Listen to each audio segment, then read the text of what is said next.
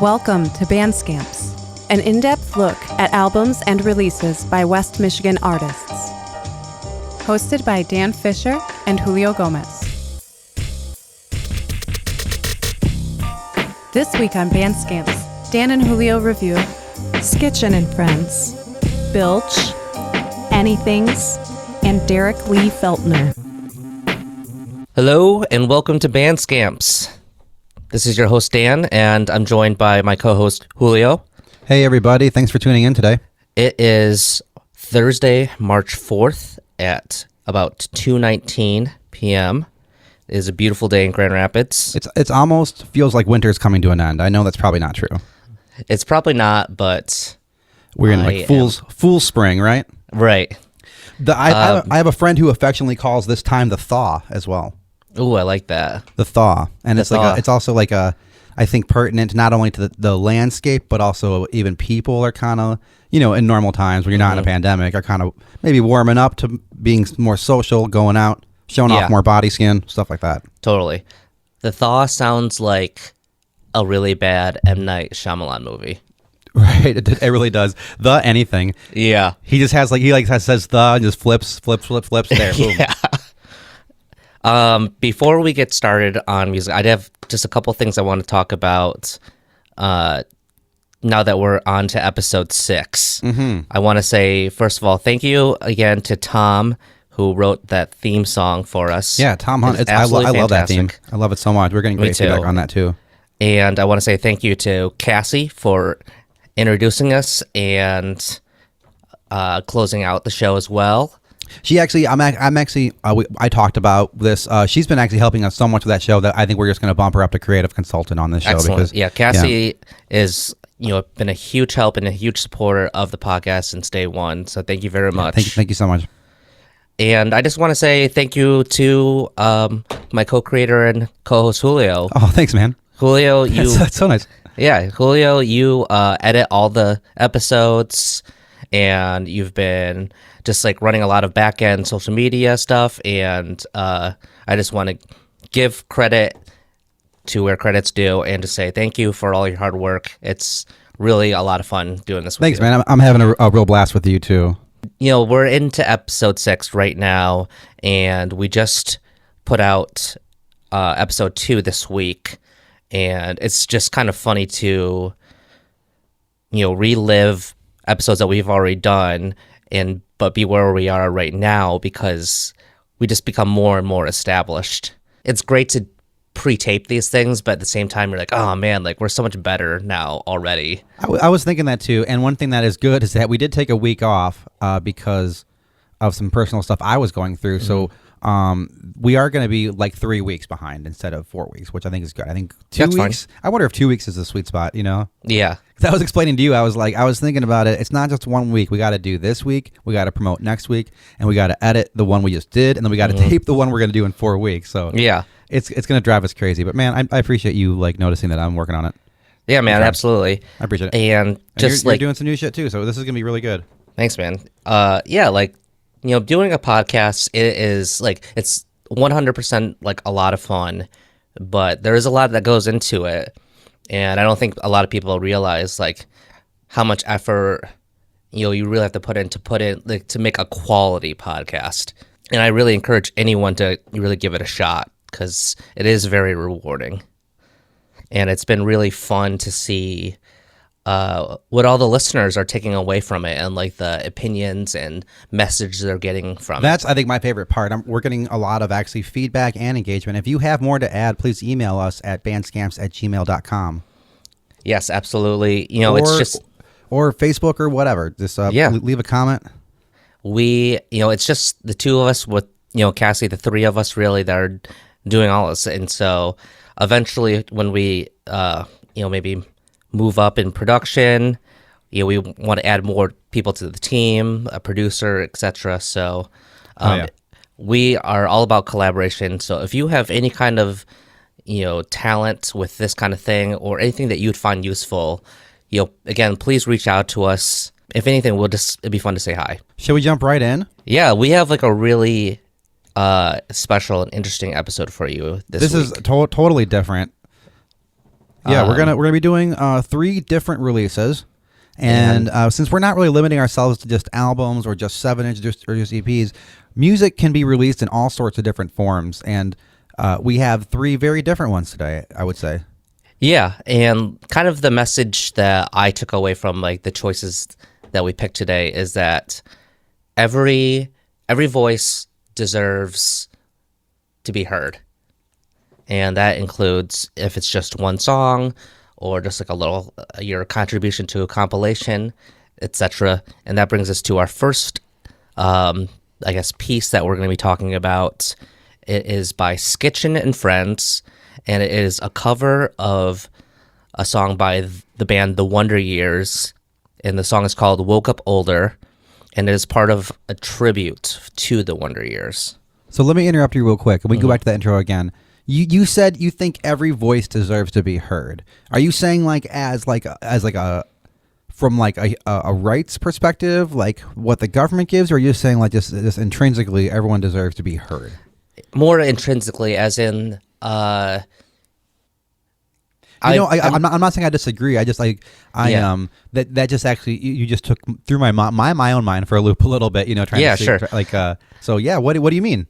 So I watched a YouTube video by this YouTuber and music producer named Andrew Huang, and he was talking about just his personal insecurities with his singing voice. Okay. And he just says, I don't like my singing voice, but I still love to sing. And I identify with that. So like in that way, he really thinks like, just because you may not be the best singer, it still like deserves to be heard because of the passion behind it. Okay, you're not even saying like, but so you're. Let me try to break this down. You do agree that everyone has a right, like on like just a basic level, to be heard. Mm-hmm. You're saying even musically, people have a right to be heard. Yeah, I think like a right to be heard in the sense that I want to treat every project equally on an artistic level. I don't like disagree with you. I just really never considered that. You're saying here on this show you want to treat everything on the same artistic level as well. Yes, I'm okay with that. I'm fine with that too. I think that's totally reasonable. And so, just because you don't have a full album or anything, like that doesn't mean that we don't want to talk about it. Sure. Okay. And it doesn't mean that we don't respect you as an artist. I feel like I'm just like looking into things too much. Like my like social skills are so bad, and I'm like I'm a social person, Yeah, and they're so bad these days. Like I like my dad like misunderstood a text that I sent him that I thought I was being very clear, and now I have to like walk back something I said that was like, whoa, that's not what I meant. Yeah. It's hard. You're right. Just my like threshold to do like handle stuff too is really low. I was having kind of like a bad mental health day on Tuesday, and I was feeling just like really overwhelmed, but I don't really have a lot on my plate at all. I'm doing this podcast, I'm working on my personal music project, and that just felt like a lot. That last week and the week before were a lot because it was launch day it was launch week, so it was a lot. What happened was the culmination of having to keep doing it and having to release something that we just did, and I mentioned it's going to get easier. It will. Week out once we get this Tuesday and Saturday or Tuesday Friday going, we're fine. Exactly. Or I mean Thursday Saturday Thursday Friday thing, we're fine, and then we'll get there. And we were just talking about kind of using like your critiquing muscle right before we started recording, and now I'm also thinking about my promotional muscle, which I really haven't flexed since in a year because I haven't been playing shows. Right, and we have all the time in the world to like promote or do PR or whatever. When before it was like, all right, a little bit at work before work, a little bit after work, maybe some late night. Exactly. I'm just home all the time, so yeah, there's a balance that we're trying to strike. Yeah. So I love that. I like everyone who's releasing music. I don't care what form you put it in. We'll critique it, but we're going to critique it in some kind of legible form. You can't give us like 400 songs and be like, critique me as an artist. It's got to be an official release of some sort. Exactly. And then what constitutes official? It's hosted on that's something we all accept. Let's talk about it. Okay, like what's an official release? I would say Bandcamp or higher. Yeah, I think that's fair. Bandcamp or higher. I think a demo doesn't count unless it's a demo that's put on Bandcamp for everyone to hear or on Spotify, which we can talk about that Our Right. demos, not our demos releases. You know, Right. are they a track on a compilation as a release? And we can critique your track as it stands.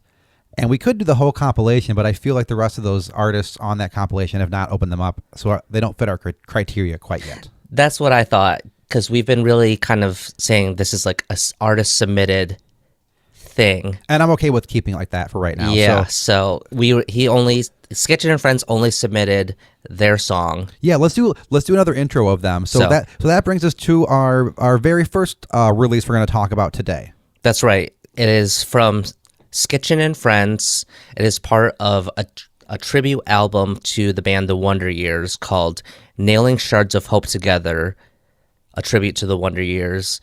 And Skitchin and Friends covered the song called Woke Up Older. And this is part of it's like a pretty long compilation. Yeah. And where is the label from? Did you happen to look that up? I feel like they're like East Coast or something. Sorry, I have it pulled up here. It is from A Few Good Records. Okay, so is the label. I'm not familiar with them at all. We'll drop that in. We'll talk about it on the recap. Yeah, maybe we can get them. Maybe we can get them on the live stream. That's right. But the whole compilation is 30 songs. Holy moly! That's a lot. So this would be almost a double album if it was a physical release, right? That's kind of the beauty of digital too, right? You can do these releases that are just huge. Mm-hmm. We've done a double album before, too. What? Who did? We did. Like, we covered a double album kind of with Sean's Room and Sean's Room too. Man, I don't know if I can't count. That's two different albums. I know, that's true.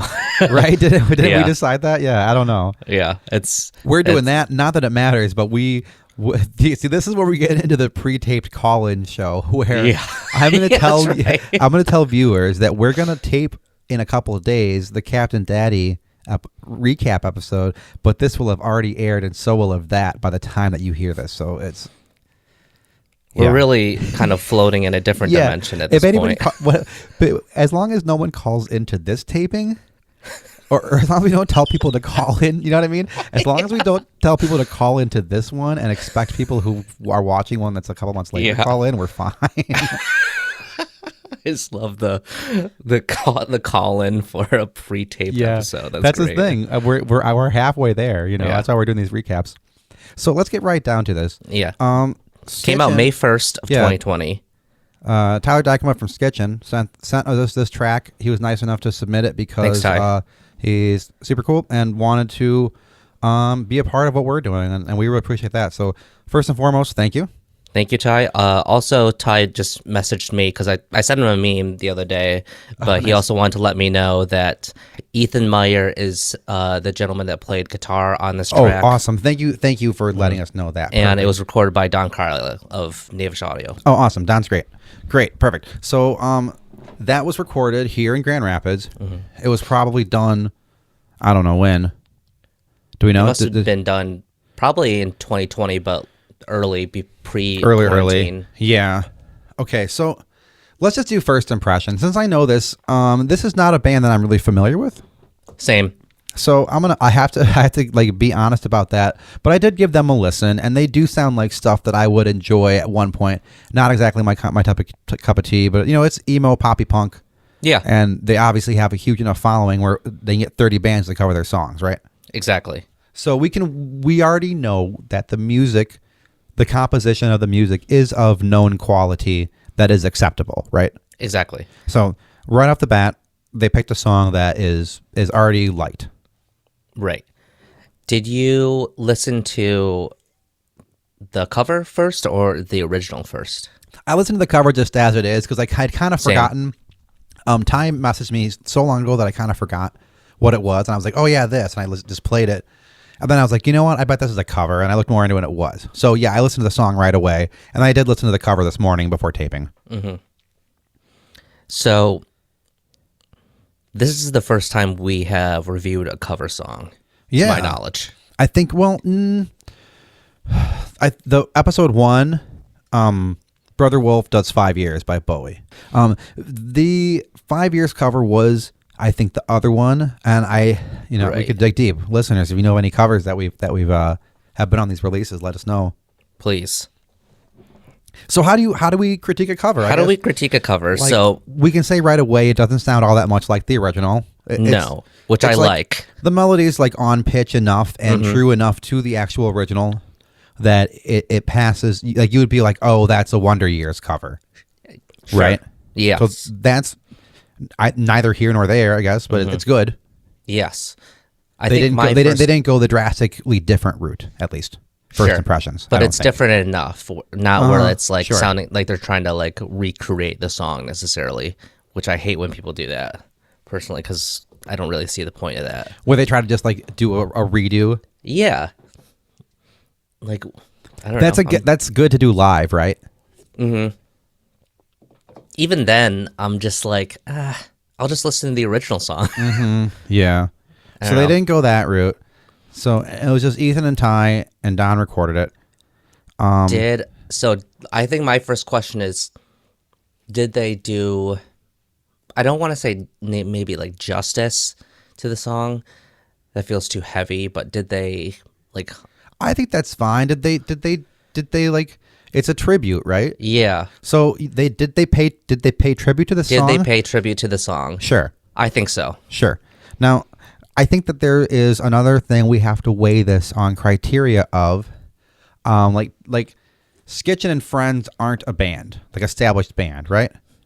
Right. It is more of just like really a community. Somebody's, I mean, for the purpose of this record, like somebody's got together and recorded a thing. Exactly.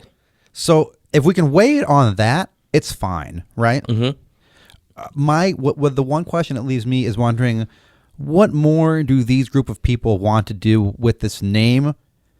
As in, like, do they want to make more music under this name, or if they don't, or do they not? I don't necessarily think so. I believe this is Ty's first time singing a whole song on like a recording. That's amazing. He's done group vocals, but I don't think he's done lead vocals. So how do I critique this? Do I critique this as though this is someone's first thing, or as though this is art? I would critique it more. I want to critique it more as just like a standalone piece of like a standalone song, not with the context of the first time thing. Mm-hmm. Okay. So I have to think about that for a second. What do you got?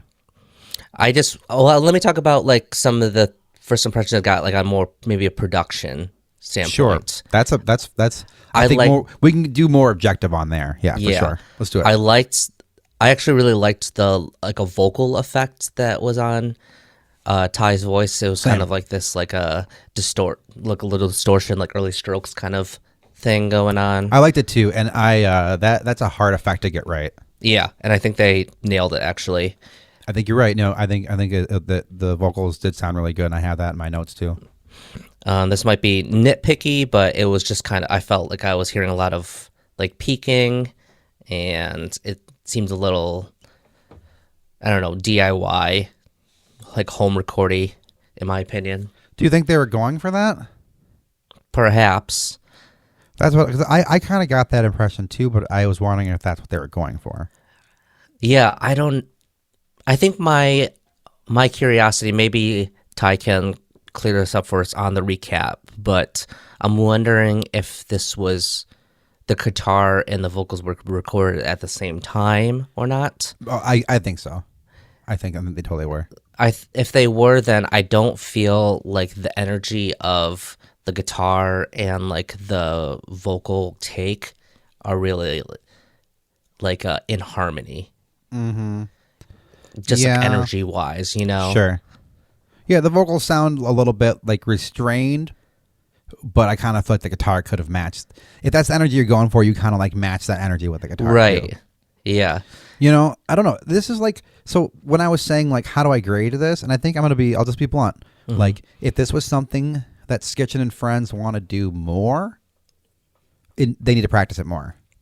If it's something they did just for shits and like just to prove like I'll make music too, because something we didn't talk about is that Ty from Skitchin has written at great length for some time about local music.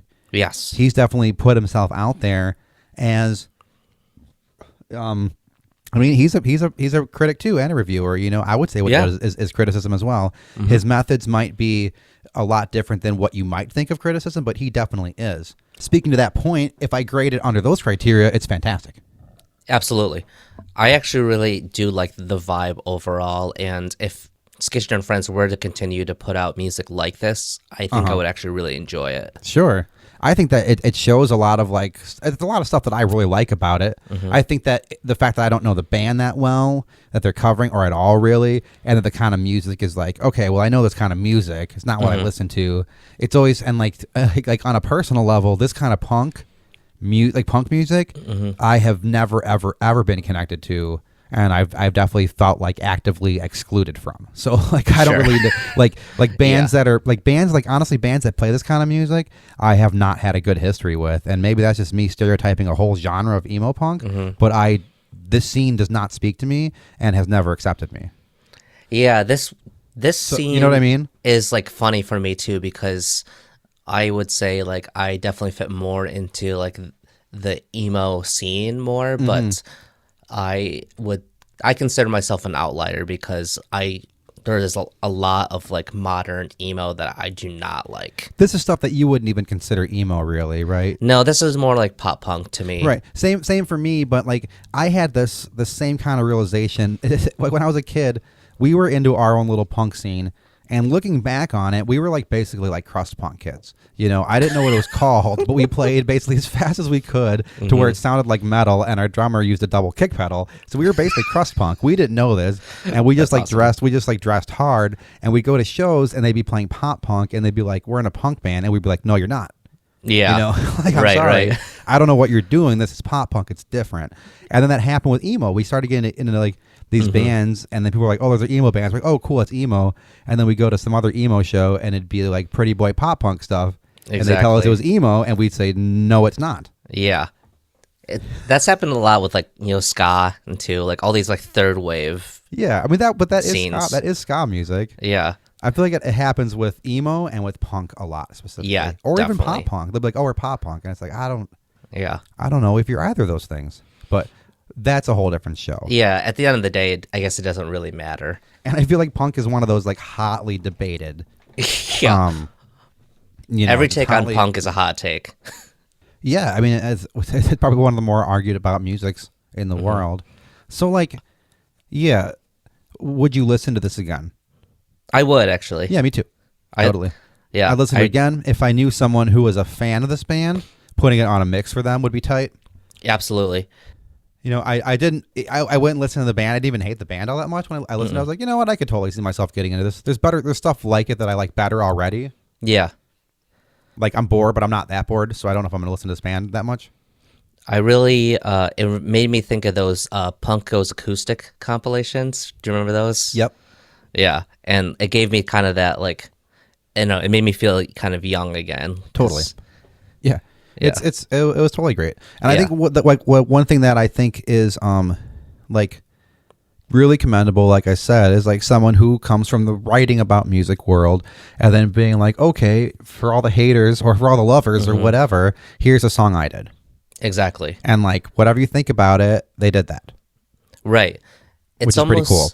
Yeah, it's almost saying like it's trying to like break down the barriers of like gatekeepers in the scene or something. Yeah, totally. And I think that they really put this out there to us to see what we think about it for an honest opinion, because like really like I think maybe they know that they're unlikely to get one from anybody else, or only a few people. You know, I'm sure there's other people in their life that would give them an honest and direct opinion. Which is what we're doing. It's an opinion based on my personal experience on pop punk. Exactly. You know what I mean? It's all just opinions, based on our experience with pop music. But and shout out to Skitchin Music. Seriously, it's an awesome zine. I bought a whole stash of it. I think one of our last shows we did with Radiator Hospital, was that last year or 2 years ago? That was 2 years ago. Oh man, I can't even remember that shit. It was 2 years ago. Yeah. I bought a big stash, I think, at that one. I don't know, and it's great. So if you want to dive deep into local music, especially like punk, like the punk scene and the indie scene, it's great. Yeah, and DIY punk scene. They're an artist. They draw. They do like digital art. They write. They're an advocacy for disabled people. All sorts of stuff, and it's cool. They're a Renaissance man, right? Yes. So I think that like if listeners like hear me out, like dude's a brilliant genius. Maybe the music needs work. Exactly, but again, like he's cares? not. Yeah. But maybe like, oh, so now reversing, now going back and that's to only the a maybe. context. That's not even that's not even a definite needs work. That's a maybe needs work. Maybe. Yeah. Maybe, right? Maybe. Man, I'm trying to find a sweet spot here, so I'm jumping Yeah. around. I think it's right there. Ooh, nice. You hear that? Very white. My Yeah, darling. I think Ty absolutely like keep on making music. I enjoyed it. Yeah, there's another question. Did this make us want to hear more from him? I actually really do. Same. Honestly. Same. Especially that vocal effect. I really thought it was really good. I think Don did a good job on the recording. Yeah. I think it's saying it sounds kind of like a home recording. I'm gonna disagree. Just say personally, I think that's like a taste thing that maybe is like just missing the mark a little bit.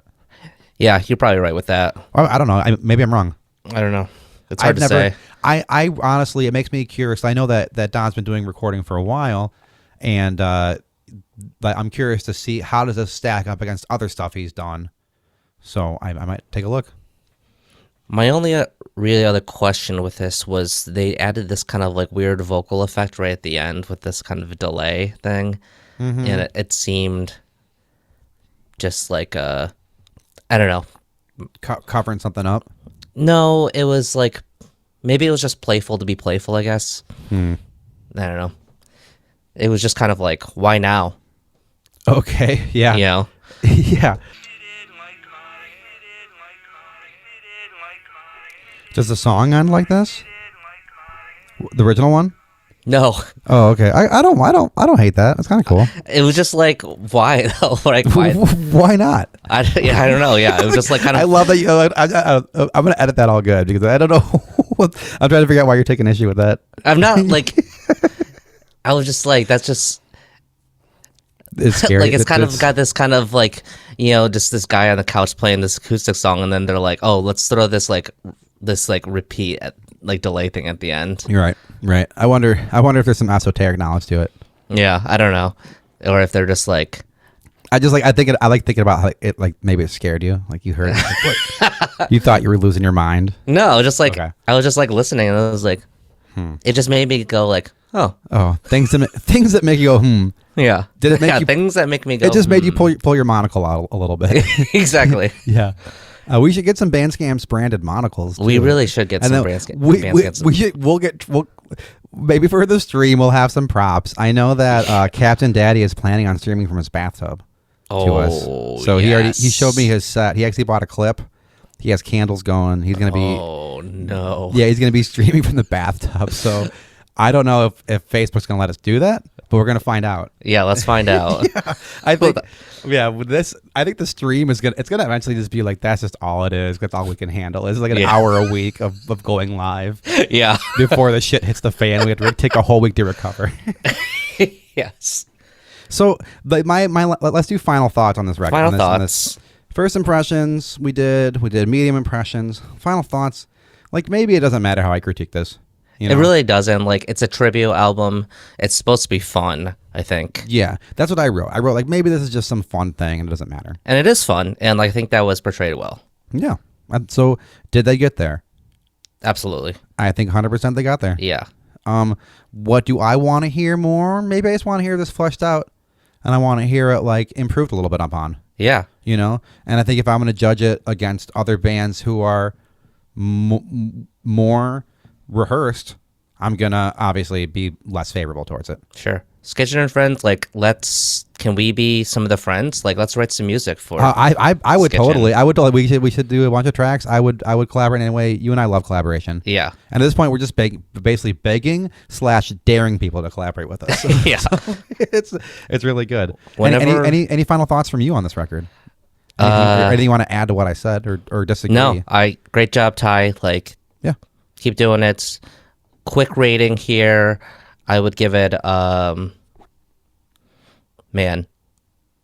gentle mosh pit is my rating. Gentle mosh pit. Yeah. I've been in a few of those. They're great. Yeah, they're nice, right? Totally. Yeah, I'm gonna say like homemade what is that, like Soda Stream? Like Soda Stream. Oh yeah. Homemade LaCroix. Ooh, okay. Homemade LaCroix. What do you think Ty's favorite like soda flavor is? Ooh, that's a good question. Like, okay, let's break this down. Are we including any alcoholic beverages? No, we're just doing soda. Just soda. Man, I bet you that publicly he says one thing and privately it's something different. I'm trying to guess the private you know what I mean? right now. I almost want to say it's like I'm like thinking like root beer or Mountain Dew. Honestly, he seems like a root beer or Mountain Dew kind of person. Rock and rye. Rock and rye. It's is that pretty much just root beer and Mountain Dew combined? I think it is. Rock and rye is like if you're like in the 90s and you're like a dad. It'll stain whatever it touches. Yeah. Like even like skin. That's it. I feel like Hank Hill fucks with rock and rye. Hank Hill's got just a truck cab full of rock and rye. Yeah, he's like, cans. Yeah, he drinks. He's like, oh, chucks them behind him as he drives. Bobby. That's pretty good. You know who I learned? Do you know who does the voice of Khan in King of the Hill? The guy who played the Wiz in Seinfeld. Like I'm going like way deep. He also does Cotton because I was like, who does Cotton Hill's voice? And I was like, oh my god, it's the Wiz. The guy who plays the Wiz in Seinfeld. He also played something else Artie, the strongest man in the world. Arnie from Pete and Pete. Same actor. No way. Yeah, the guy who played the strongest man in the world, Arnie, the strongest man in the world, whatever his name is, also plays Soup and Cotton Hill. Why didn't I never put that together? No one told us. That's insane. Yeah, he did some stuff for early MTV. So there's a Bandscamp's fact for you. Listen rad. to this record. Listen to the whole comp. Check out that label, and tell us what you think. Check out Skitchin zine too. Yes, please do. And we're gonna have Tyler on, I'm sure, the recap of this episode. Yes, which will be later this week. Okay. Quick break and then come right back to it. Thanks for listening. Awesome. Hello, listeners. I want to thank you so much for listening to us these last 6 weeks. I want to remind you that we do live streams every weekend on Saturdays at 12:30 noon Eastern Standard Time. We do recaps. Lately, the artists have been coming in and showing up and talking about our episode, talking about their album, answering questions from fans. It's been a really great time. So stick around for part 2 and check us out on the weekend.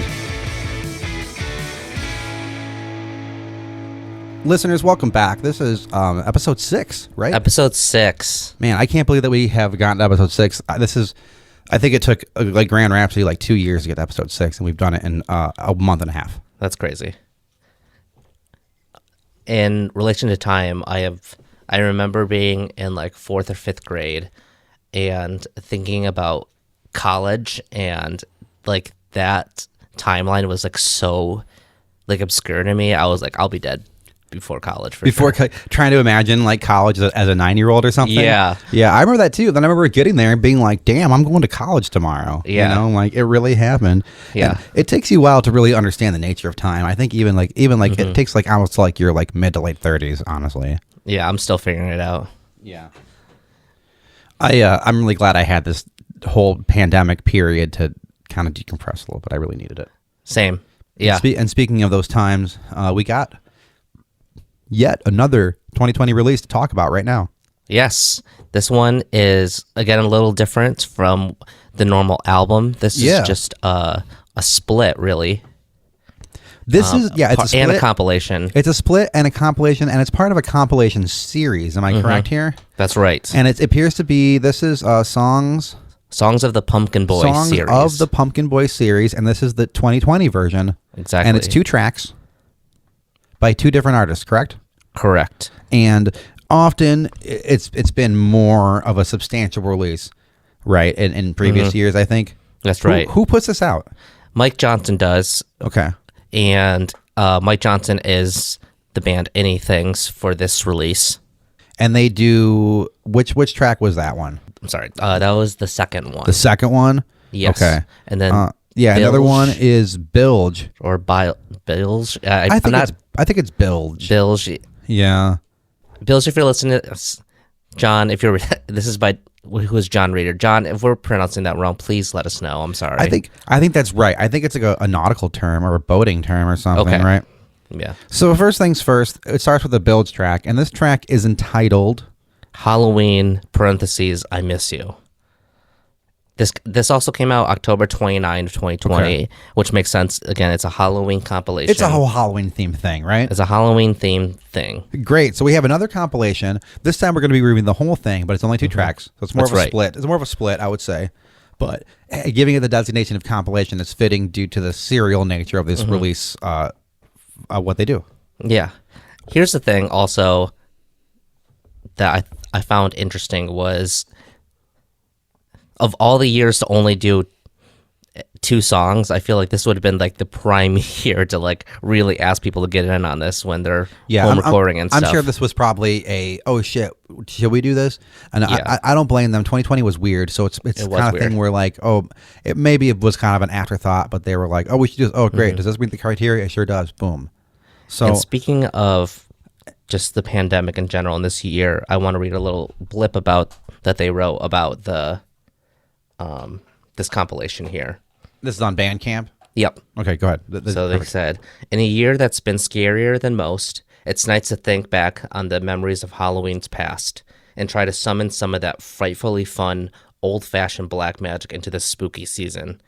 We hope these songs find you and yours safe and sound, with a Halloween favorite on the TV, bite-sized candies abounding in plastic cauldrons, and a jack-o'-lantern smiling brightly into the autumn night. Last year was scary. On theme. On theme. All right, let's get into the music. Track 1. Halloween, I Miss You by Bilge. So this is really and here's, you know what? Let's talk about this too. Can we? I didn't even interrupt this. A bit of feedback that we're getting that is a reoccurring is we should put clips of music in the show. And I think you know where I stand on that. Yes. What do you feel? I think maybe like, am I making a decision? Like, I think I'm kind of opposed to it, but I can see why you'd want it. I can see why you'd want it too, but here's the thing: our purpose, again, really, there's so much awareness music journalism out there, and we're going to the next step, and we're really kind of, if anything, trying to generate interest in music. In music appreciation. Yeah, music appreciation. We're hoping to speak to the deeper listener. Yes. We're not looking to speak to the casual listener. If you're a casual listener, the show might not be for you. So I'm going to tell you, listener, if you want to reach the higher level where we're at, I need you to listen to these releases before we do these episodes. Or before you listen. That's the only way you're going to get the most out of this. Or listen to this and then remember what we said and listen to it later. Sure, that I bet you can enjoy that. I mean, if you're listening to this, you probably have a phone that you're listening to. Just go ahead and load up on Bandscamp's Songs of the Pumpkin Boy from 2020, and you got it, right? Exactly. So let me tell you why. So listeners, that's on a conceptual level why I'm not going to. I also don't really want to have to clear these with every artist, all the samples. I know I'm allowed to with fair use, but we're trying to distribute to a greater variety of platforms, and some of them just don't allow it. So we can't do that. It's not our responsibility to show you these songs, and you can do that. We already talked about that. And then 3, let's think about it like if I was doing a food criticism show, do I need to send you the appetizer for you to appreciate my show? And would I? No, there's no way. Right. So just, we are speaking to a deeper quality of listener, and if you're not that, I'm sorry, but you can be that by listening to these albums. We're not asking that much, right? Right. And maybe that'll change in the future when we have more of a team and more time to really put into the kind of I guess maybe you can call it clerical work. Yeah, administrative. And I just don't want to do any bands wrong. I don't want to have them have some label contact me and be like, you didn't clear that. Also, like, if this was a TV show or a radio show, I would say yes, let's put clips on there because that's the kind of media. This show is a listen at your own pace. Listen, Totally. like if you want to listen to the show later, pause it, come back to it. I've done it with my own show. Absolutely. Okay, so now we got that out of the way. First impressions on this song, this has a really great mood. It does. It's kind of dark. It's got some kind of deeper voices. It's slow. It's got one of those kind of reoccurring call and response little themes. Yeah. I loved this track. I liked it too. It reminded me of a few different bands. It reminded me of Phosphorescent at first, especially the voice, and I really like that. It's a really nice vibe. What else? What else would it sound like to you? It does capture the Halloween mood sonically. I don't know how, but absolutely, it's dark. I think it's dark and it's lush. Yeah. You know, there's a lot about Halloween that's lush. You know, the smell of the leaves, the very, very deep flavors of Halloween candy. You know, sweet is a deep flavor. You know, especially Halloween. That is the flavor of Halloween is sweetness, and I think there is a lot of sweetness in this recording too. Like it's just it feels satisfying in a way. Totally. Of a lush, and it feels like fall. It even feels current to the whole year last year. You know, it has a vibe that can exist outside of Halloween, which I think is going to bring me to a point that I want to talk about after we talk about both these songs. Okay. I think they really nailed it on the production. It sounds really nice. It does sound good. I listened to this on headphones before and after taking a shower, and on my phone and on speakers. So this was nice. This was a 4 in a row listen for me. And I have not had that happen yet. Wow.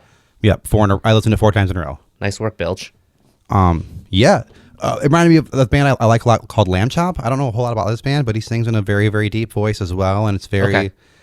That's a vocal tonality that's difficult for me to sing in.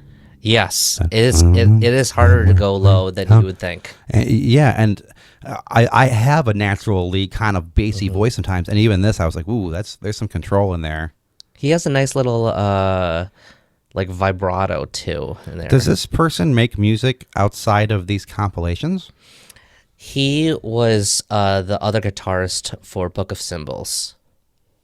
I don't know if you saw that band. It was a band that Chain Trip, we used to play with them a couple times. Okay. They were kind of like this like indie kind of like explosions in the sky kind of vibe, but with vocals. Okay, I'll have to check this out.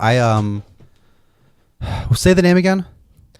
Book of Symbols. Are they from Grand Rapids here, yes. right? Okay. Yeah. You know, now I'll defunct, but man, I'll have to check that out. I really, really enjoyed this person's work. If it one person, mostly. Yeah. Great. It was I recommended right away. Absolutely. It is one of the better songs that we've had submitted to us. Like that's almost all I have to say about it. I recommend it 100%. For sure. I think in my kind of current fashion of listening to this music for the show is I was following along with the lyrics. I'm really trying to be better about listening to lyrics more because people put a lot of work into those. You're right. I think I'm already a lyrics person, so I kind of feel like almost like insecure about the lack of my seriousness on lyric paying attention to. It's okay. I'm picking up the slack now. Thank you. Well, I think you can probably you could tone it down if you're feeling like you have to. No, I'm trying to. I'm like trying to challenge myself because I shouldn't tell you how to. Don't listen to lyrics most of the time. Okay. So I'm trying to be very mindful when I listen. Okay. So here's the thing with Halloween theme songs that kind of is a tricky balance for me personally when trying to listen to these is Halloween is obviously a super fun and kind of like carefree holiday for kids and for young adults even. But I think when I'm looking for a Halloween theme song for my personal enjoyment, I am more interested in the more kind of existential kind of aspects of Halloween and the more historical elements of it versus like the references to trick-or-treating and candy and fall and stuff. Right. Yeah, but you have this there's a dichotomy. You have the more serious songs about death and the changing of the seasons, basically, as a metaphor. And then you have the Monster Mash, right? Exactly. Yeah. So with this, I think it works because it's just called Halloween, I Miss You. So it's clearly nostalgic for being a kid in Halloween. But I feel like he does touch on some existential elements right in the pre-choruses where it says, oh yeah, what happened to the dead? Boy, I don't know. What happened to my friends? Boy, I don't know. And I feel like that there's more to that than saying I ate a pumpkin treat. Is there much of a so Halloween as a cultural significant cultural idea in American music? is not, I don't think, super well established. I think that we have, like, we can probably talk about it. We got like the shit like the Monster Mash and like the comedy parody monster songs. I think we have Monster Mash. You have the Purple People Eater, and so on. And then you have the tradition of that I think was started with kind of the Cramps and the Misfits, which is like the horror.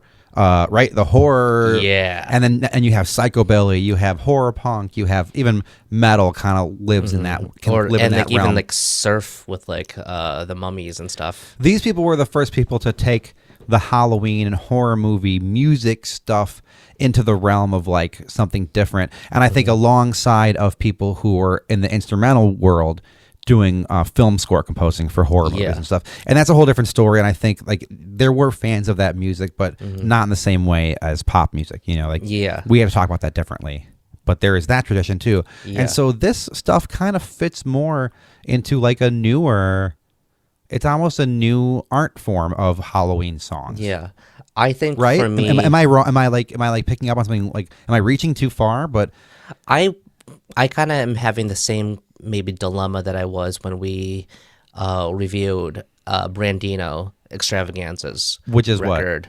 Kind of just like it feels almost like a kid song in a way. You know, there's kind of that like sailory chanty kind of thing going on. It's like a fun song, but it's also really well done musically too. I think that the song succeeds in some ways that maybe the Brandino stuff failed. Yeah, and so like I don't get hung up on it as being like novelty. Yeah, I guess that's the word I'm looking for is novelty, right? Yeah, it's like holiday novelty.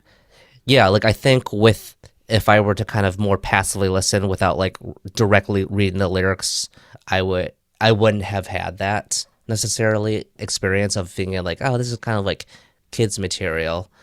But when I was kind of like really paying attention to the lyrics, I was just searching too hard. I definitely did not get that. That's interesting though. No, I don't think you're searching too hard.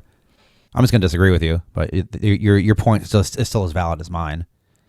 I never got that, and so maybe that's where this one, like maybe in my opinion, it like was so successful because it never brought my mind to that. But although this music itself has some of that, I mean that band that I said Lamb Chop, they're called Lamb Chop, you know, but the guy sings in it has this kind of like, it's almost like twee, but bassy, right? Yeah, twee is like good. It's almost like Bell and Sebastian, but it's bassy. It's like got that twee, but it's the opposite. It's like thud. You know? Like, for sure. I don't even know what you call it, but it's like the exact opposite of twee. It has twee, but it's low and bassy and rumbly. Yeah. I really liked it, man. I really like this kind of. It was almost the opposite, where this went for Halloween and novelty, and I think it transcended that. Okay. I think it transcended it entirely. I think that maybe on like a sonic level for sure for me. Like sonically it got there, but I think like lyrically it just wasn't there for me. Okay. Yet. Fair. You know. So sort of a mixed review from us, I guess. Yeah. That's fine. Let's go to the next track. And also unless you have some, do you have more? Yeah, you got more? Just real quick, I think it was just like interesting to like kind of talk about things, and then I think I just chuckled when he mentioned smelling marijuana in the song. Really? Yeah. He's like, oh boy, I love that peanut tree. Oh man, I think I love that Mary Jane stink. Yeah. I mean that peanut treat. Yeah, I mean that is a lot. I don't know. I guess it's funny. Yeah, I don't know. It was just like, it was kind of it's like, you could look at it as maybe like growing up in a way. You know, like a loss of innocence, right? Perhaps there's 100% a lot going on lyrically. Yeah. But do you think that is speaking to it being more for children, though? No, I think that's me more trying to find like deeper meaning. That's possible too. Yeah, like I think they're probably when I first had that opinion of like, oh, this is kind of like surface level kind of stuff. Then the next step I took was, what's the next level of thinking that I can go to here? And maybe I'm just thinking about it too much. You know, as like a casual listener, this is a really good song. But as like a deep dive critic with a monocle, I monocled in really close. So I think there's just like I think maybe just a personal note for me is I just have to be mindful of the kind of listening I'm doing, because there is multiple ways to listen to music. Definitely. And I think I was just moved by the song. I thought it was good. I thought it was good. It surprised me. So maybe I was more forgiving of other things about it. Sure. All right. And that's all I had to say. That's one of the more harder disagrees we've had about a track so far. Yeah. But also it's hard to say because we've had hard disagrees about songs within albums, and this is when you're reviewing these single songs, it's a lot more cutthroat, I feel like. Totally. So next track on here. Yeah, this is probably the last podcast we'll ever do now because we disagreed so bad. Yeah. I block you. Yeah. You're actually blocked. You're blocked right now. I can't see you. Listeners, thank you for supporting us through 6 episodes. It's been great. We had a good run, but Julio and I are no longer friends now that we disagreed on this one song. So I will now be starting my own podcast called Band Scraps. It's like Chappelle season 3, Chappelle Show season 3. Yeah, exactly. It's like it's all the leftover ones that like we would rather have not have seen the light of day, but you're just gonna put them out of the spite. Here they are. Let's go on to this next track. What is this track called? This one is called My Rubber Mask, and it's by Anythings. First impressions. This is a little bit similar of I think sonic quality. Yeah, sonically it does capture the Halloween and autumnal vibe. Still, my first impression was like he's going for something like pretty big here, like kind of like a there's just a lot of like sonic elements that he's bringing in that are like kind of difficult to do. Mm-hmm. Yeah, my first impression was the first track I heard, I was like really like, wow, that really piqued my interest, and this one kind of let me down a little bit. And I want to say that like right off the bat, I like this song a lot. Mm-hmm. But when this song first started, I kind of was like, okay, yeah. And then that's like some sound effects came in, and it got a little bit more spooky and more, I guess, like Halloween trope-ish. You Definitely. know? But then there was a sudden turn in this track. There was a sudden turn, and like I was like, tell me more. All of a sudden, right? And that turn reminded me of the band Murder by Death. I don't know if you're familiar with them.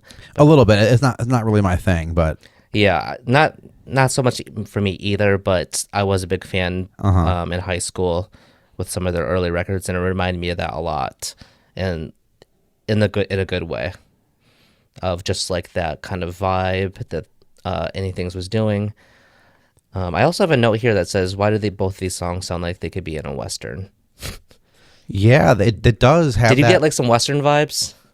I felt like it was really cinematic. Yeah, I don't know if it necessarily Western, but I just thought like movies, like cinema, like real, like, and maybe even like when I think cinema, I do think Westerns. I think like big, just widescreen like movies, spaghetti Western. I think. Okay, I really enjoyed this song too. Me too. Does this person make music outside of these Pumpkin Boy compilations? Mike Johnson is also part of Book of Symbols. He played drums. And he also had a band before that called Hail, where he played drums and sang. These are people similar that, members of Book these of are people Symbols. that I'm going to say I don't know very well personally, like hardly at all. Mike is also a filmmaker. He has done music videos for Shane Tripp and the Howlers. That's what I thought, and I do like his work in that realm. Mm-hmm. Okay, so we don't know each other that well, though. I mean, I can say that. Okay. You guys know each other though, right? Yeah. Okay. So this is another situation that we has come up where you know somebody, or I know somebody, and you don't, or I don't, or whatever. Mm-hmm. And I almost sounds like I like it more than you do. I think so. That's interesting. I think for me, there was a lot of like musical choices that he was making that he wasn't just like fully realizing yet. Like I feel like the whole the vocal kind of like background, it just didn't feel like lush enough for it to be pulled off. Like it felt like just it was missing, it definitely felt undeveloped to me a little bit. Yeah. The spookiness was there. I don't know. I think like with the previous song, there was like hooks and there's a little bit stronger of a melody. Here I was having a hard time kind of finding a hook or a melody. Kind of, there is melody, but it was, the catchiness was kind of, I was kind of reaching for it a little bit. Okay. Yeah. I'm not, yeah, I think you're probably right. I don't think it was really trying to be that kind of song. I don't know. I was very impressed by this one too, but I agree. I didn't like it as much as the first track. I think I almost would have preferred that and you'll probably disagree. I almost prefer it was like a longer song. Like they would have really built up that beginning, and then they were yeah, it was long. Or what you're saying, it should have been longer. I kind of wish it was like longer in a way, just because I think that intro could have been really more impactful because it was building up. I think you and I have such different opinions about these songs. It's so funny. Yeah. That's good. Sometimes one things I was posting some stuff about expectation, like how much music is kind of colored by your expectation and like whatever. I want to go on record and say that I have such bad expectations of everyone's music. Like when you release a record, I expect it to sound like shit. I expect it to sound like shit and the songs to be bad because a lot of your bands are bad. It's like listener, like your bands, like it's not, and it's nothing you can do about it except for keep trying harder. And like it doesn't mean that like what you're doing is wrong, but I have such low expectations that when something is actually like good, I'm like, hell yeah, this is good music. And maybe I'm like, I'm on the opposite spectrum. Like I'm on the benefit of the doubt, and I'm like expecting really good things, and then why? If they were good, they'd be big. They would be local bands. We wouldn't be covering them.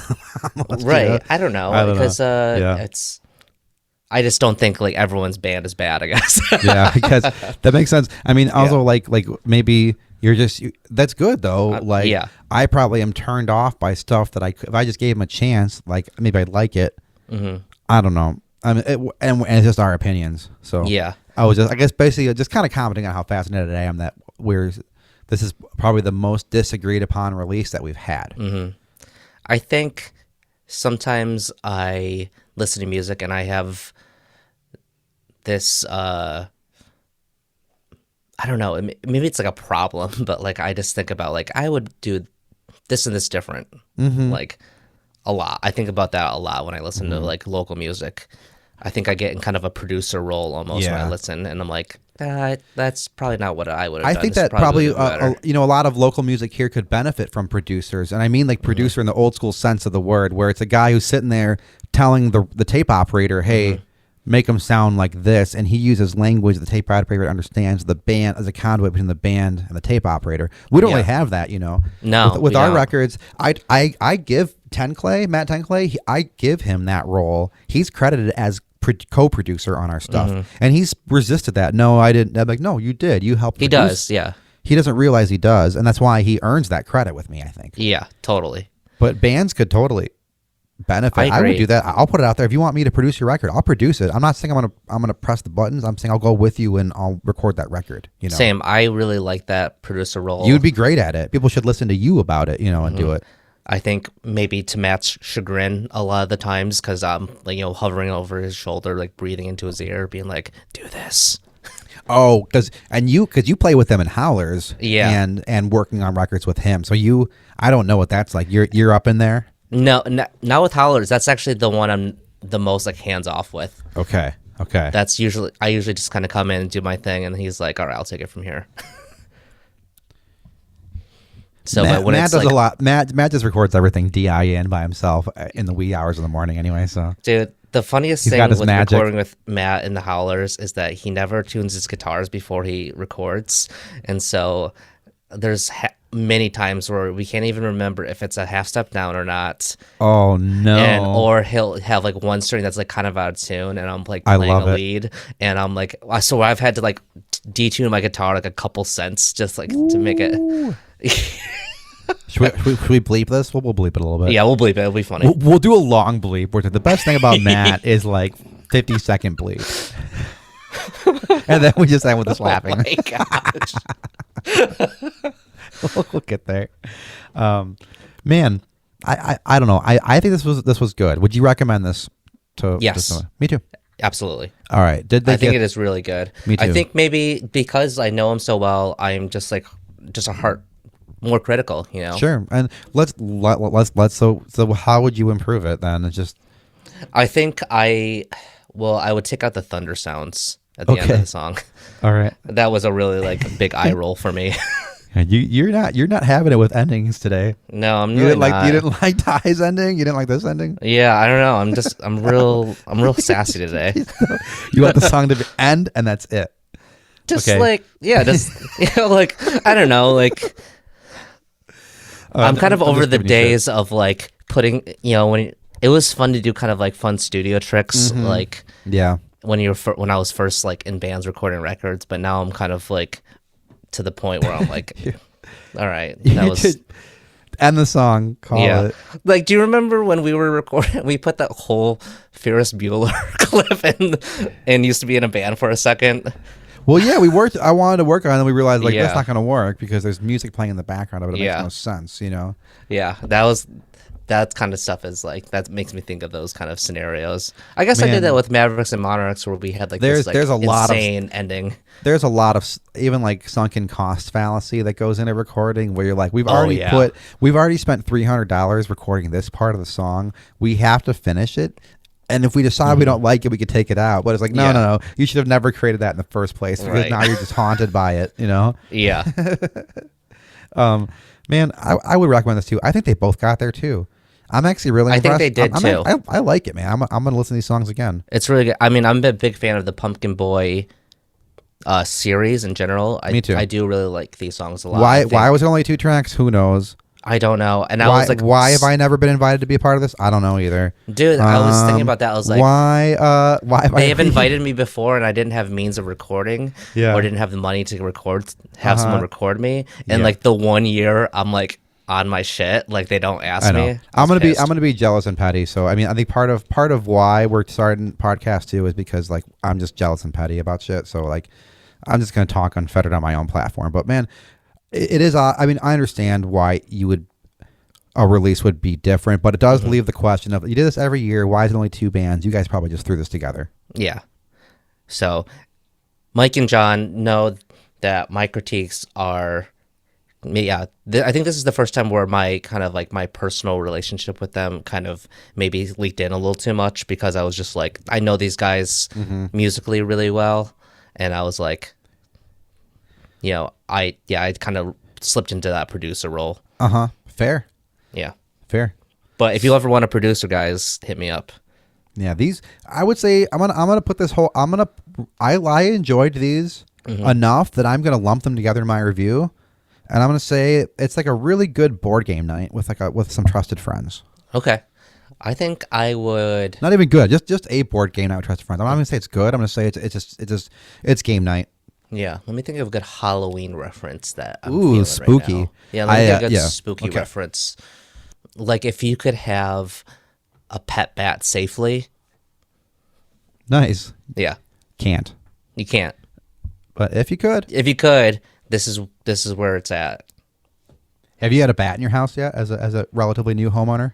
No, I have not. I have had bats in rented houses before. That's a fun Michigan thing that does not happen Dude. And I'm from Illinois, and that does not really happen there. It does happen to every place really? I've lived here. Yeah, it's a Michigan thing, kind of. No, I don't think or so. It just never happened. I guess I lived in the city when I was adult there. Yeah. So bats don't give a fuck though. I've seen one time I saw a whole just thousands of bats at a show one time in Aurora I was at, and that was crazy. So there are bats in the suburbs. Bats are straight up they are I love bats, but they are scary. I don't know, I can't explain it, but when a bat comes at you, it's terrifying. I think a lot of people have bat phobias. It's not too far off. But then I've also found bats in a house before and released them, and when you see them up close, you're oh, they're kind of cute, but it's also they're little puppies. Yeah, they're scared, Yeah, they are. Listeners, let us know what you think about bats. Oh, we got a new show coming out called Bat Scamps. Bat Scamps, and we're going to be talking pretty much exclusively about bats. We also on the join our Discord server too. If you know us personally, I'll put a link on the website. But we got a new Discord server. It is going to be behind a paywall pretty soon. So get in on that before it's $1 to enter. That's right. On the Discord, we were talking about my dad recorded some music recently, actually. Oh, really? Send you. Yeah, he gave me permission to send. Yes, and we your might dad do has a such a beautiful voice. Oh man, this is gonna make you weep. We're gonna do a bonus episode of Dad Scamps. So if your dad's released music, please send us an email at bandscamps@gmail.com. We're gonna cover that. And let us know what you think about this record too. Please. This one's good. Listen to it. We both recommend you listen to it. I recommend that for sure. And also, if I'm not invited to the next Pumpkin Boy thing, I'm going to be furious. I think if we're not invited, we should steal Halloween. Yeah. Do you know how the Grinch stole Christmas? I don't. We'll steal Halloween. Yeah. You know, like how. I mean, I know it, but I don't know how he did it. Yeah. No, it's called How the Grinch Stole Christmas. Oh, yeah. I thought you were asking me like how he actually did it. Well, I don't think he actually did. He didn't. I think he wasn't able to. No. But we will be able to. We will. It'll be called How the Band Scamp Stole Halloween. And we're not included. We won't delete this part of the podcast. We'll just bleep out this whole part. Yeah. Every episode just ends with either a threat or a challenge, which is good. Like a call to action, which I think is actually illegal to do. You're not allowed to tell anyone to do anything. No. Unless you are on a podcast. I think maybe you and I are similar in the way that when we really like bands, we also want to be in that band. I've done it. I'll try to scheme my way in. It's never worked. I did it once with the Howlers. I actually schemed my way in. Good job. That's really good. That's hard to get in. It is hard. Matt's a real tyrant. He really is. All right. Let's take a break and come back, and we have another record to listen to. We do have another record. And to talk about. Listeners, stick around. We have more Band Scamps coming after this break. Hello, all West Michigan artists. If you have any music that you released in 2020, the Band Scamps want to talk about it. We'll give your music the critical and in-depth listen and review that it deserves. Submit your music to bandscamps@gmail.com. Let us help you spread the word about your music. Also, if you have a product or small business that wants to reach thousands of people weekly, we are looking for sponsors. Inquire at bandscamps@gmail.com. Thank you for listening, and let's get back to the show.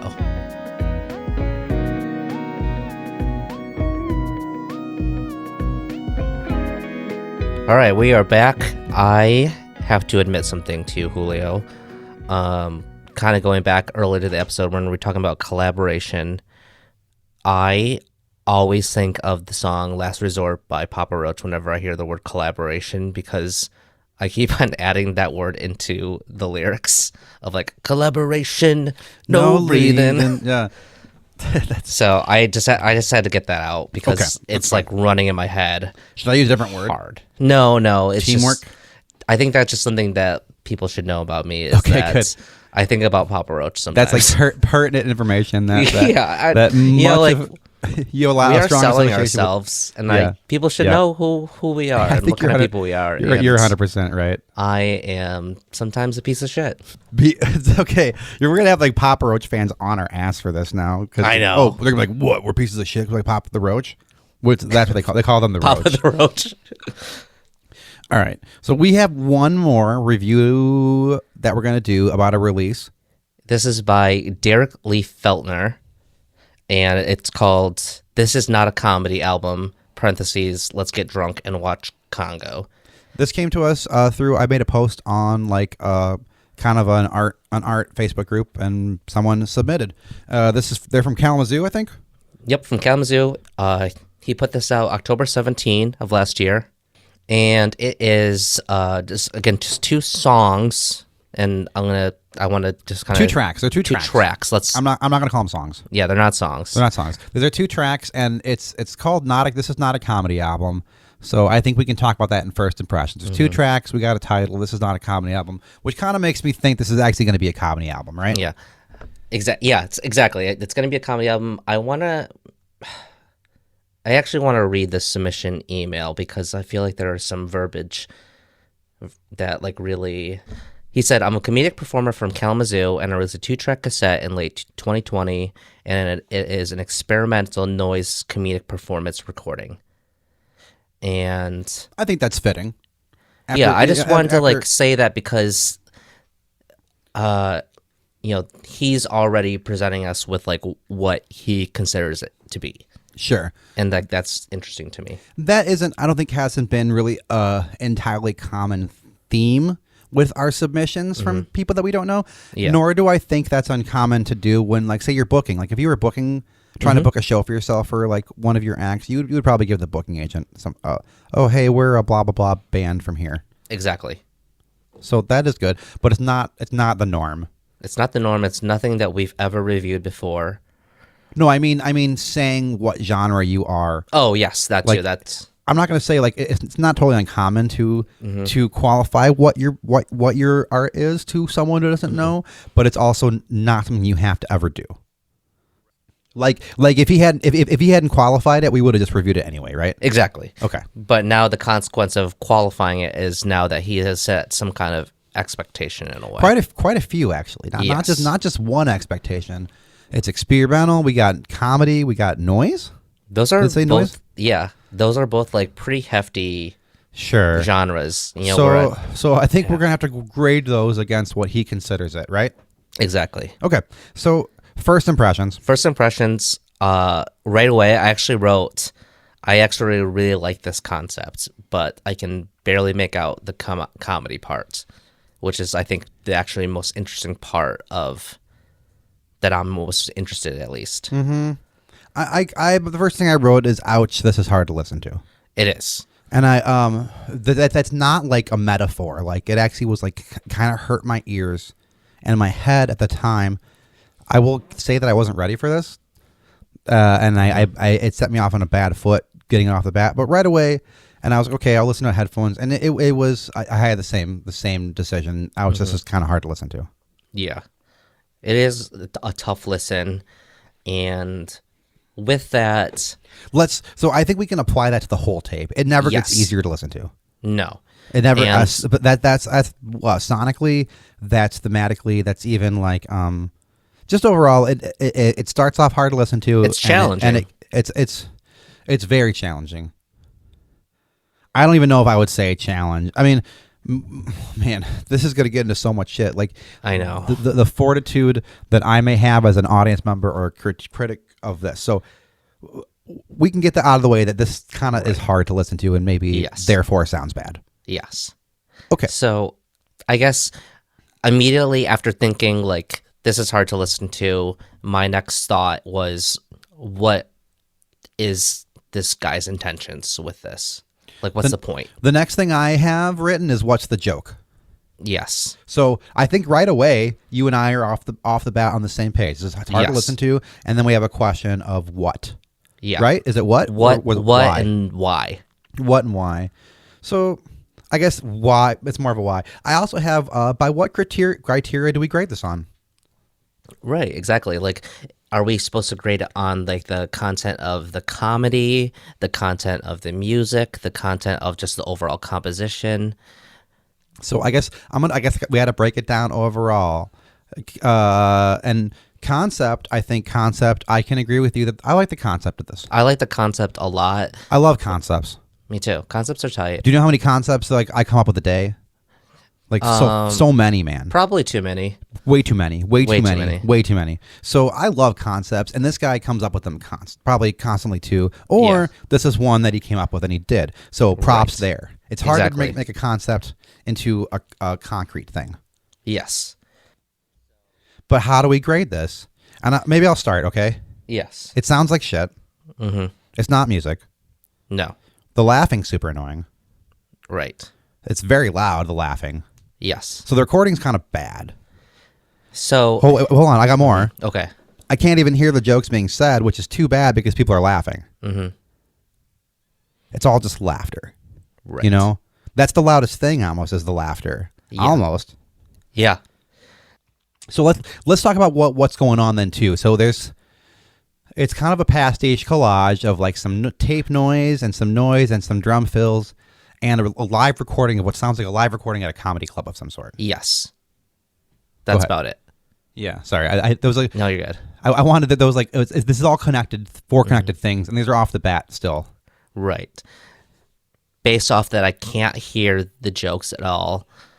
And like just the overall not at mixing all. is, Not at all, right? Not at all. Did you try? You tried, right? I tried because I was like, oh, he says like it's a comedic thing. So I'm like, oh, I want to hear jokes.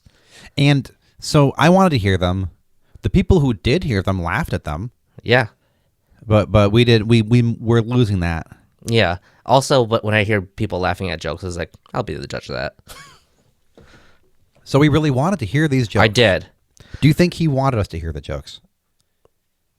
To me, I was like almost insulted. I was like, clearly he doesn't care if we hear or not. Like, yeah. So you're right. The next note I have is I'm not turning this up to hear it more because they didn't turn it up for us. exactly. Like, what's? And it's only laughter. And then I wrote, "Am I the one being laughed at?" I actually have a note that says, "Is this a troll?" Sure. So, because I was just getting frustrated because like I really wanted to hear the jokes. Are you familiar with like Pagliacci? Like the opera? The opera, Yeah. you know, and like the tragic clown and shit. And like even in like that, what's that Watchmen movie where the guy, the anecdote is, you know, this guy goes to a psychiatrist. He's like, I'm depressed, and he's like, oh, you should go see Pagliacci. It's incredible. It's about this tragic clown, blah blah blah. And the guy goes, but I play Pagliacci. I am Pagliacci. Yeah. You know, and I kind of feel like there's some Pagliacci stuff going on in here. Like Totally. this is not comedy. This is tragedy, man. To me, this is sound design.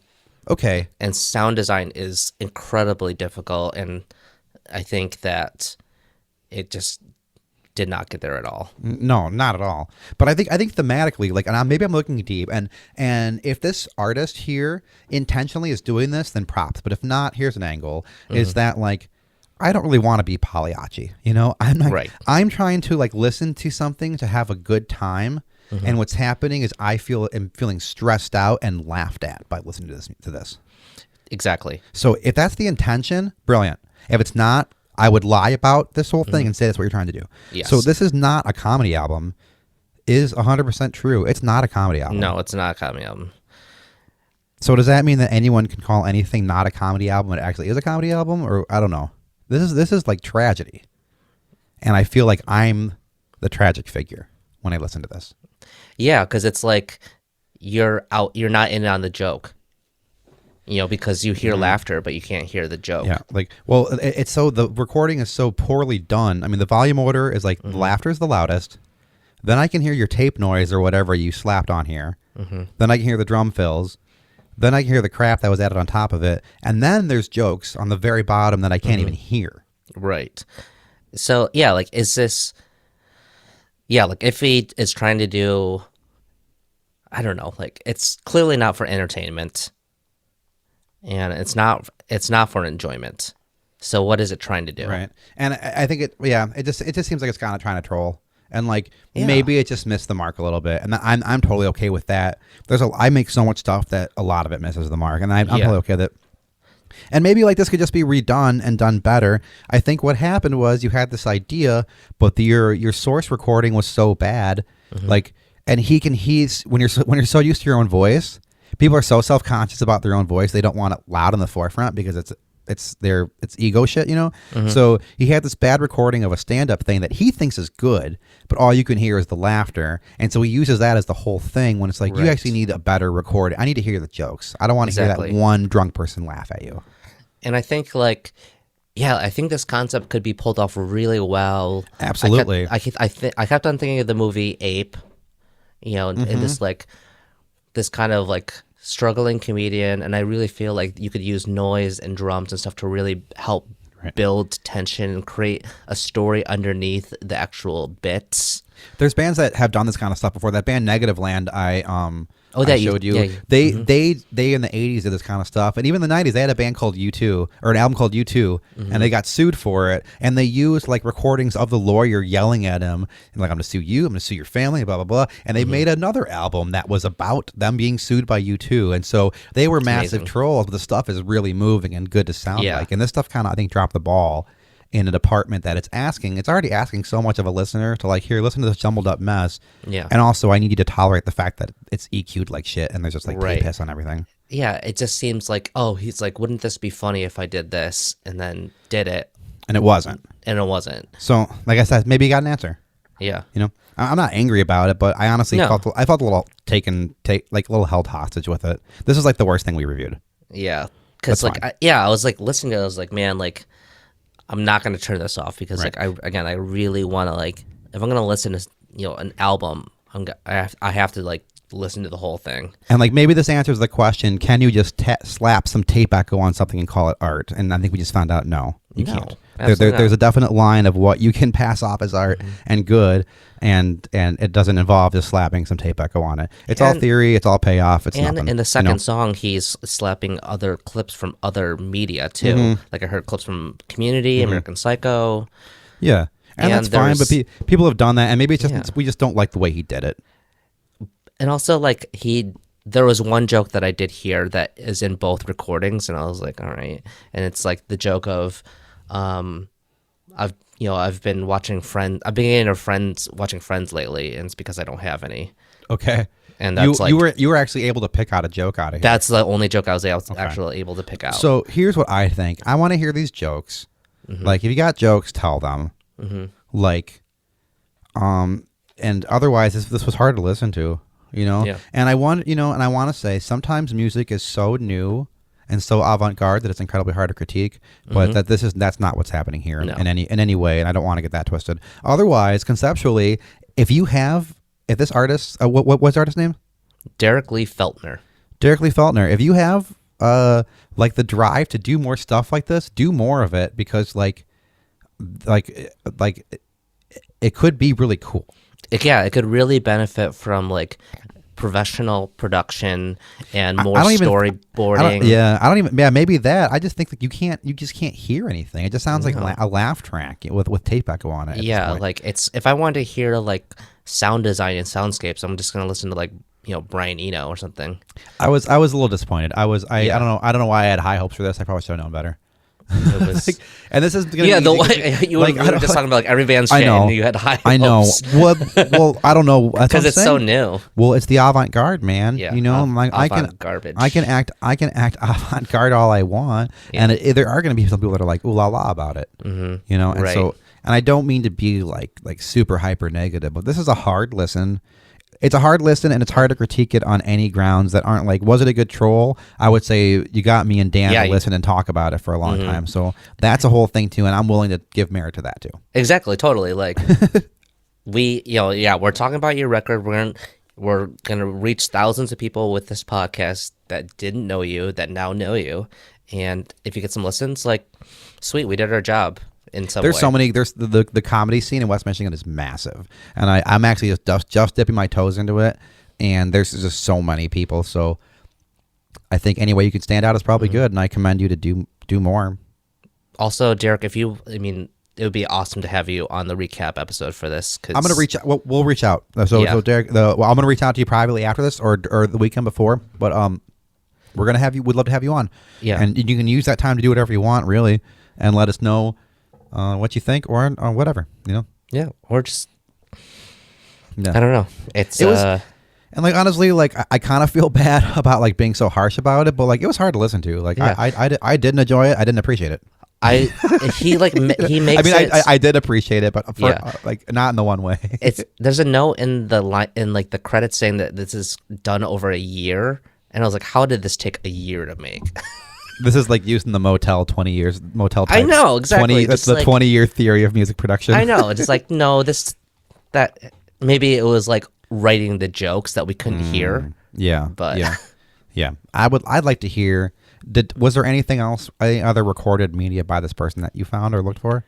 No, I tried to do some research. He has like a YouTube channel that looks like more like comedy related stuff. But sure, maybe. But let's do some before we have this gentleman on. If he comes on, let's do some research on this man. And for the recap, we can look into him. Yeah, I visited his Facebook and stuff. I was like trying to like, because I felt like trolled, so I was like, I got to figure out what's going on here. Yeah, I'm not even gonna rate this one. Yeah, it exists. Yep, this is a thing. So listeners, let us know what you think.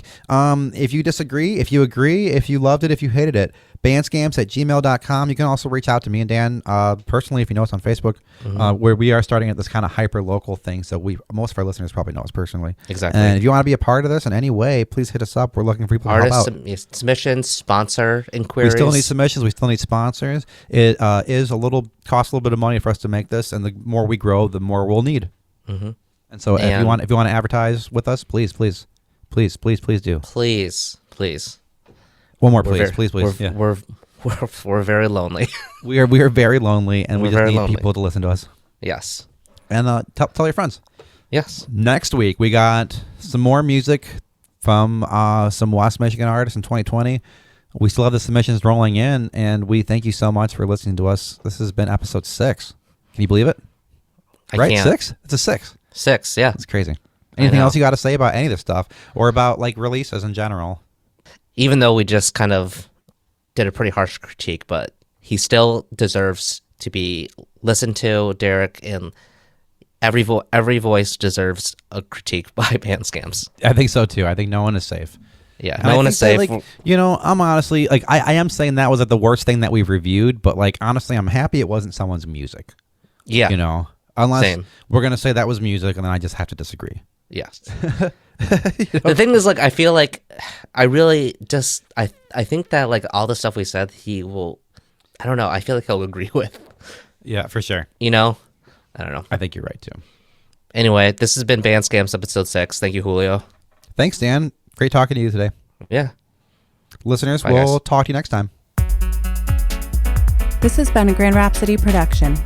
Executive produced by Dan Fisher and Julio Gomez.